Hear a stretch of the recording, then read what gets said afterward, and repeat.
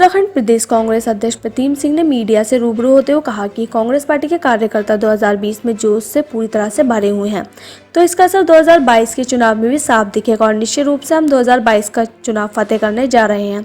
बिहार चुनाव के नतीजों के बारे में उन्होंने कहा कि जनता के द्वारा दिए गए जनादेश का हम स्वागत करते हैं। हमारा राष्ट्रीय नेतृत्व इन नतीजों पर मंथन करने का काम करेगा। वहीं उन्होंने बिहार चुनाव के नतीजों पर सवाली निशाना खड़ा करते हुए कहा कि निर्वाचन आयोग देश के प्रधानमंत्री नरेंद्र मोदी जी की जेब में है। प्रदेश के त्रिवेंद्र रावत सरकार के कानून व्यवस्था पर सवाल उठाते हुए कहा कि प्रदेश सरकार गठन के बाद हर क्षेत्र में विफल साबित हुई है। प्रदेश के कांग्रेसी विधायक आदेश चौहान को धमकी देने वाले ने पुलिस को पकड़ लिया है, लेकिन उसके पीछे किसकी साजिश है इसका पता लगाने में पुलिस प्रशासन विफल साबित हुआ है। उन्होंने खानपुर विधायक कुंवर पवन सिंह चैंपियन का उदाहरण देते हुए कहा कि सत्ता में बैठे लोग सत्ता के बैठे विधायक कानून को ध्वस्त करने का काम कर रहे हैं। कांग्रेस प्रदेश अध्यक्ष प्रतीम सिंह ने कहा कि सक्रिय कार्यकर्ता का अधिकार है कि कांग्रेस पार्टी का मान रखते हुए आगे बढ़े और जनता को कांग्रेस की जन कल्याणकारी नीतियों को जन जन तक पहुंचाएं। उन्होंने कहा कि कांग्रेस पार्टी का प्रत्येक कार्यकर्ता जनता की भिन्न समस्याओं को लेकर सजग रहे।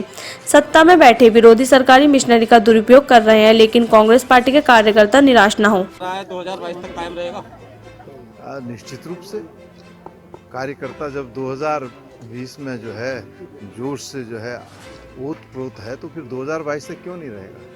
निश्चित रूप से हम 2022 उत्तराखंड के अंदर फतेह करने जा रहे हैं। हीना जी की अकस्मात मृत्यु हुई, निश्चित रूप से बहुत ही दुखद घटना है। और जीना जी के साथ जो है जब सरकार में तब वो विधायक की तब भी काम करने का अवसर मिला, और आज बीजेपी की सरकार है, हम विपक्ष में तब भी कार्य करने का अवसर मिला। बहुत ही हमारे एक ऐसे साथी थे जो सदन के अंदर भी जो है चाहे प्रदेश की बात हो या क्षेत्र की बात उसको उठाने का काम करते, और हमें लगता नहीं था कि इतनी छोटी उम्र में, इतनी कम उम्र में वो हमारे बीच से जो है चले जाएंगे। लेकिन ईश्वर की जो चीज़ रची हुई है उससे कोई लड़ नहीं सकता है। मैं तो ईश्वर से प्रार्थना करता हूँ कि उनको ईश्वर अपने चरणों में वास दे और शोक संतप्त परिवार को ईश्वर इतनी शक्ति दे के इस गहन को। देखिए, कानून व्यवस्था का जब आप जिक्र करते हैं, मैं कह सकता हूँ कि सरकार गठन के बाद लगभग 4.25 साल का कार्यकाल होने जा रहा है। ये सरकार हर क्षेत्र में विफल है, कानून व्यवस्था में भी पूरी तरीके से विफल है। जब एक विधायक को जो है धमकी दी जाए, तो हमारे साथी आदेश चौहान जी, धमकी दी जाए और पुलिस उसका संज्ञान ले लेती है, पकड़ भी लेती है, लेकिन इसके पीछे कौन लोग हैं ये इन्वेस्टिगेट होना चाहिए। और कानून व्यवस्था का जिक्र आप कर रहे हैं, आज तो सत्ता पक्ष में बैठे हुए लोग जो है वही कानून को ध्वस्त करने का काम कर रहे हैं।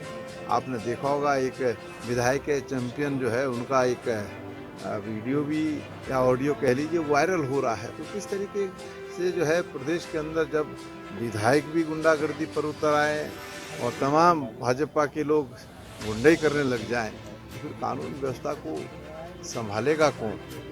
तो पूरी तरीके से विफल है। देखिए, कार्यक्रम तो लगातार हमारे जारी रहेंगे। आज प्रदेश सरकार हर मोर्चे पर विफल है। मैंने जो कहा, किसानों का मामला ले लीजिए आप, 2017 के चुनाव में उनके ऋण माफ़ी का वादा किया था, उनका ऋण माफ नहीं हो पाया। नौजवान साथियों को रोज़गार देने का वादा किया था, उनको रोज़गार नहीं मिल पाया। बढ़ती महंगाई पर अंकुश लगाने की बात हुई थी, लेकिन बेताशा महंगाई बढ़ रही है। कोरोना के इस कार्यकाल में सरकार पिंजरे में कैद है और इस लड़ाई से सरकार को लड़ना चाहिए था, वो पूरी तरीके से इसमें विफल साबित हुई है। अर्थव्यवस्था चौपट है, और साथ साथ में जो है आप देख लीजिए, मैंने कहा कि विकास अवरुद्ध है। आज हमारी देवी आपदा प्रबंधन को देखते हैं, वो पूरी तरीके से विफल है। पूरे प्रदेश के अंदर प्राधिकरण जो है लागू करने का काम इस सरकार ने किया है। तीर्थ पुरोहित जो सड़कों पर उतरने का काम कर रहे हैं। कर्मचारी जो है वो आंदोलनरत है, उनको तनख्वाह नहीं मिल पा रही है। और किसानों के परिप्रेक्ष्य में मैं कहना चाहता हूँ कि जब ये काला कानून लाया गया जिसका किसान विरोध कर रहे हैं, तो उसमें कहा गया था MSP का जो है कहीं पर जिक्र नहीं है, लेकिन फिर भी भारत सरकार ने 1888 रुपया जो है उसका समर्थन मूल्य धान का जारी किया था, लेकिन नहीं मिल पा रहा किसान तो आज विवश है। वो फसल को लेकर के जो है जब बाजार में आ रहा तो 1200 9 रुपये 1300 रुपये 1400 रुपये तक उसकी फसल के दाम मिल रहे हैं। तो ये तो जब कानून बनने के बाद ये हाल है, तो उस कानून में अगर कोई आवश्यक परिवर्तन करने की आवश्यकता थी, किसानों के हित में उसको बनाने की आवश्यकता थी, तो उसमें मैं समझता हूँ कि सरकार को ऊपर उसको चर्चा करानी चाहिए थी, सेलेक्ट कमेटी को जो है भेजना चाहिए था, ताकि और भी बेहतर जो है कानून बन पाता। लेकिन हठ धर्मिता पर है और मनमर्जी के अनुसार जो है कार्य कर रहे हैं। तो ये तो सिर्फ जुमलेबाजी हो रही है, एक देश में जुमलेबाजी कर रहा और इत्तेफाक से एक हमारे प्रदेश में जो मुख्यमंत्री हुए जुमलेबाजी करने का काम कर रहा है। लेकिन जनता द्वारा जो जनादेश दिया गया है हम उसको स्वीकार करते हैं और निश्चित रूप से हमारा राष्ट्रीय नेतृत्व इस पर जो है व्यापक स्तर पर मंथन करने का काम करेगा। लेकिन बिहार चुनाव में जो बातें उभर करके आ रही है, जहाँ पर आपने और हमने देखा कि बड़े लो मार्जिन से हार जीत हुई है, वहाँ जो रिटर्निंग ऑफिसर होता है वो बधाई किसी और प्रत्याशी को देता है, जब क्या नाम सर्टिफिकेट देने की बात आती है दूसरे को देते हैं। तो इस तरीके से अगर लोकतंत्र की हत्या होगी तो मैं समझता हूँ ये लोकतंत्र के लिए शुभ संकेत नहीं। आप मानते हैं कि मैं नहीं मान रहा हूँ तो आप भी मान रहे हैं, आप ही लोग उजागर कर रहे हैं। अगर आप लोग उजागर नहीं करते हम तक बात कहाँ से आती। निर्वाचन आयोग के पास गए, चाहे बिहार के अंदर हो चाहे दिल्ली के अंदर हो, लेकिन वो तो मोदी जी के जेब में है। निर्वाचन आयोग से हम यह अपेक्षा कर सकें कि वो न्याय करेंगे, वो न्याय नहीं कर सकते।